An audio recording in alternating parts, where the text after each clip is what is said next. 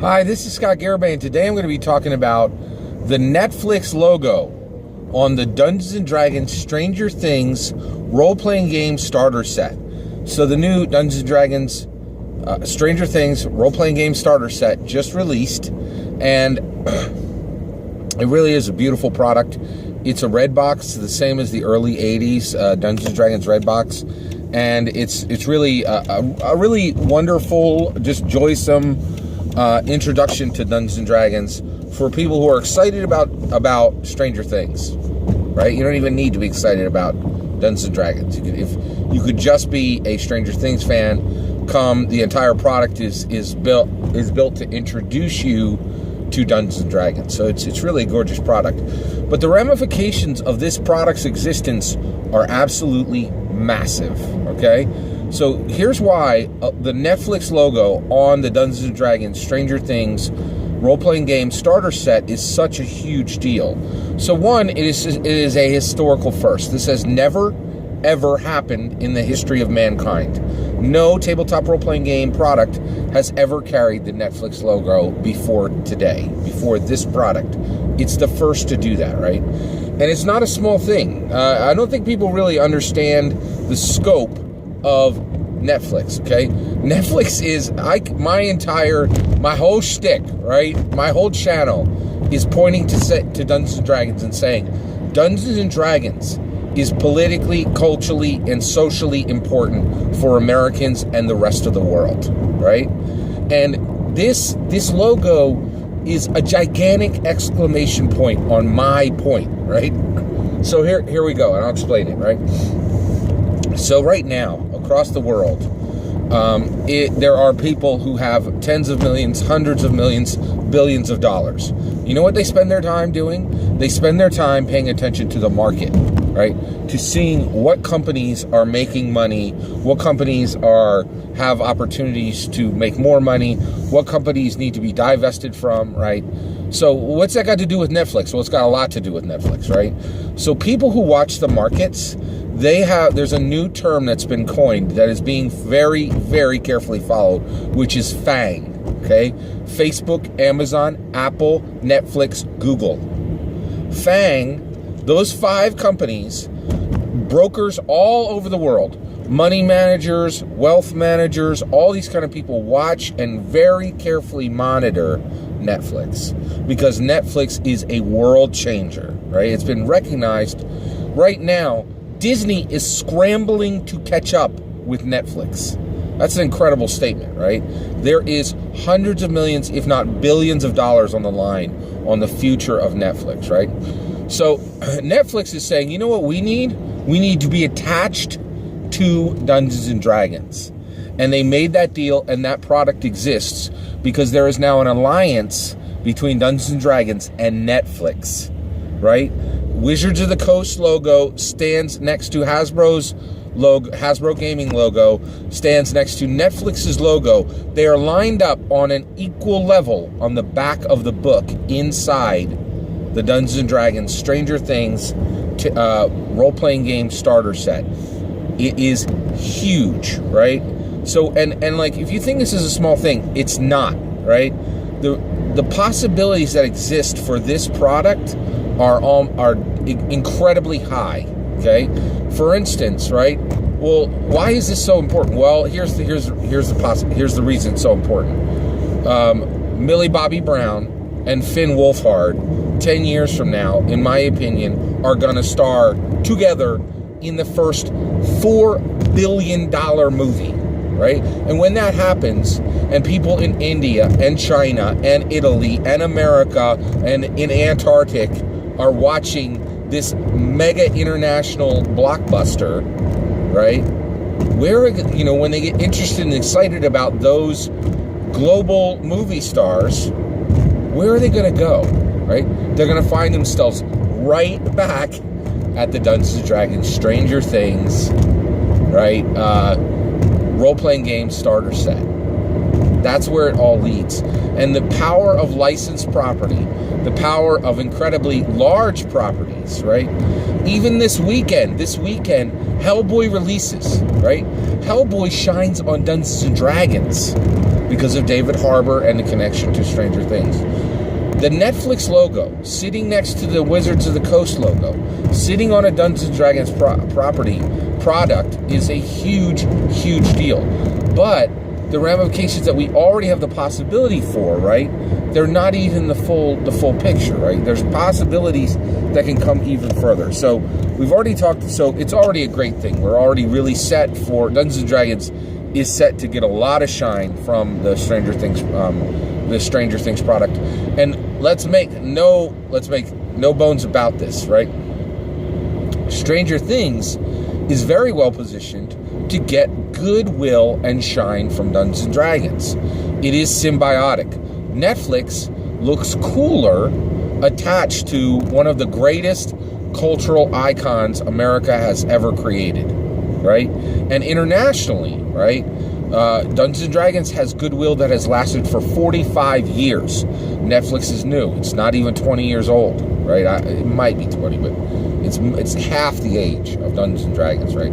So that historical gravitas that Dungeons & Dragons gives to Netflix is really a big deal. All right, so I've told you about the possibilities.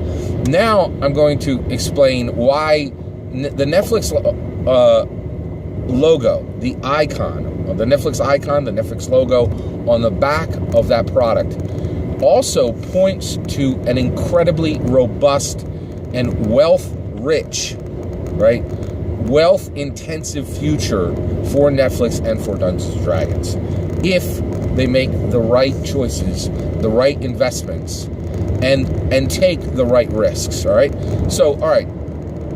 There's this thing that I've come to understand, right?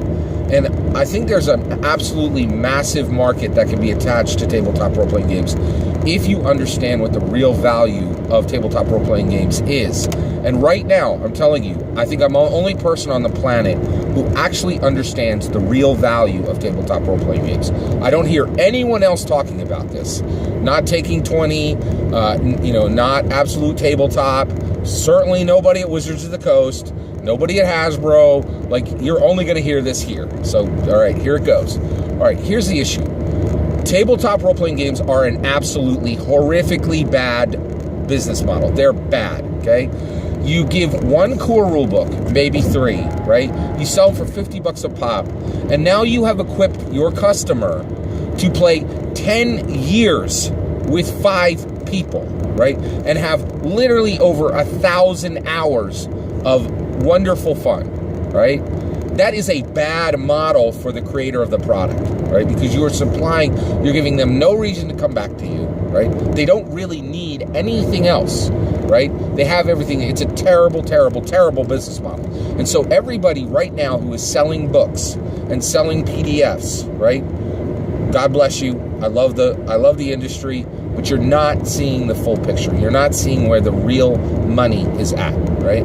So here's where the real money is at in tabletop role-playing games, and this has only changed under the language of R. This has only changed under data scientists. This has only changed under algorithms. This has only changed under the idea of understanding data modeling, right? So here's the issue. The real money in tabletop role-playing games is understanding who the customers are. The customers of tabletop role-playing games are the most creative, artistic, intelligent people in the world. They are literally and figuratively world creators, world shakers, right? That is where the money is at. And the money in tabletop role-playing games is identifying, okay, monitoring, engaging, and monetizing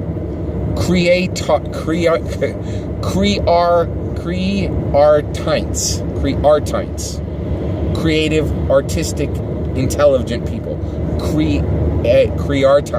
Creartites, right? It's a new neologism I'm putting together right now. Thanks for your patience.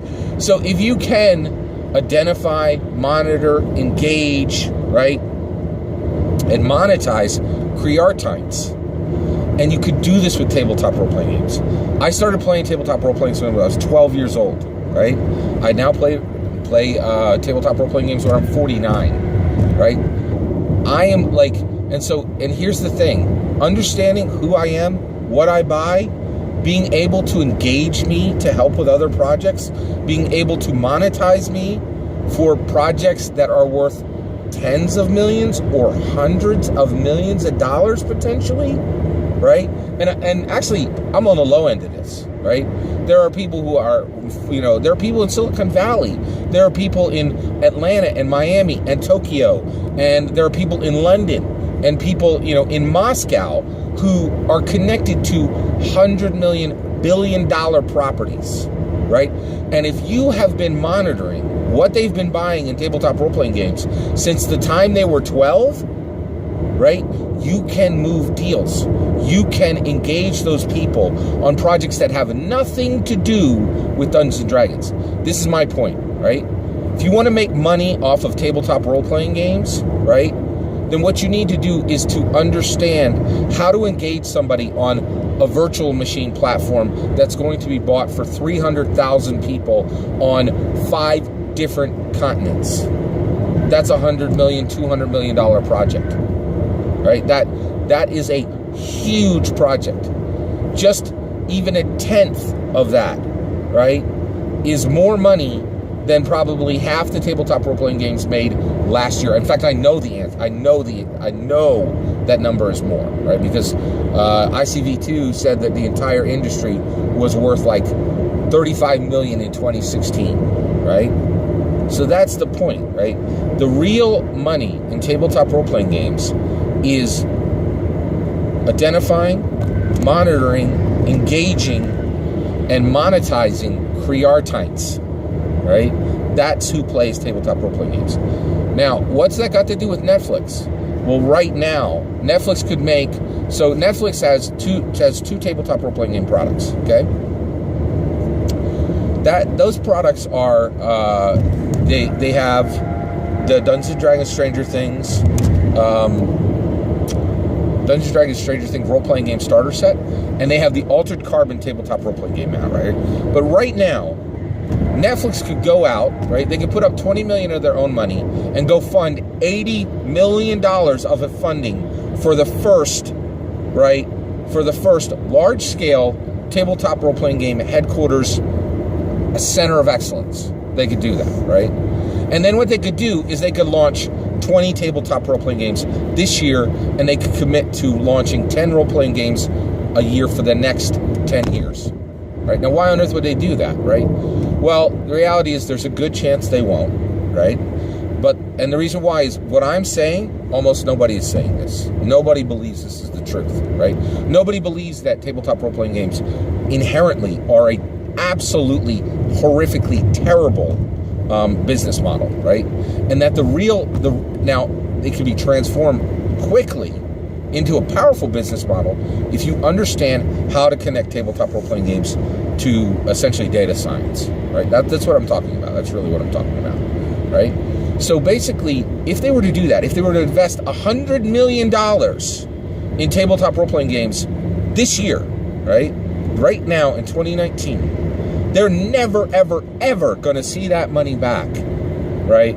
From tabletop role-playing games, from the PDFs they sell and from the books they sell. But they could see 20 times that amount of money if they know how to finish a deal with an NGO, with an NGO CEO who really, really likes the My Little Pony tabletop role-playing game, and they can send their salesperson into that meeting wearing the colors of that person's fraternity because they know the colors of that person's fraternity because they've been monitoring them for 10 years, right? Now, I hear you. You're like, oh, that sounds creepy. Grow up. This is how business is done today, right? Right? I get your privacy objections and all that kind of stuff, right? But this, those cows are already out of the barn. That ship has already sailed, right? People are understanding dramatically the power of data science, and they're attaching data science to their products, right? And those are the people who are making tens, hundreds, billions, hundreds of millions, billions of dollars, right? And guess what? We as a tabletop community, right? We deserve that. And also, if anybody thinks this is kind of like oh, you know, that doesn't really sound like a good business model, or like it's fair to people. It's absolutely fair to people. And the reason why is, go check out Twitter, right? It's more than fair. This is social justice, right? If you go down this road, this is social justice, right? And here's why, right? Go check out Twitter right now. You will see a powerful organization of disenfranchised people, right? People who belong to different disenfranchised groups who are making tabletop role-playing games, right? Well, if Netflix has $100 million to invest, that's patronage, right? That is patronage for the arts, which can go directly to different disenfranchised groups that are making tabletop role-playing games. This is so here's the point of this entire video. The logo, the Netflix logo on the Dungeons & Dragons Stranger Things role-playing game starter set product, standing next to Hasbro Gaming, standing next to Wizards of the Coast, is the possibility of an incredibly bright future. Future for tabletop role-playing game designers, future for tabletop role-playing game players, futures for global corporations who want to finish multi-billion-dollar deals, right? It's both. It's serving the disenfranchised, and it's serving global corporations. It's both. And that's the future, right? I cannot express how important the Netflix logo being on the Dungeons & Dragons Stranger Things role-playing game starter set is. It's massive. That's my opinion. What do you think? Let me know in the comments below. Please consider liking and subscribing, and have a wonderful millennium.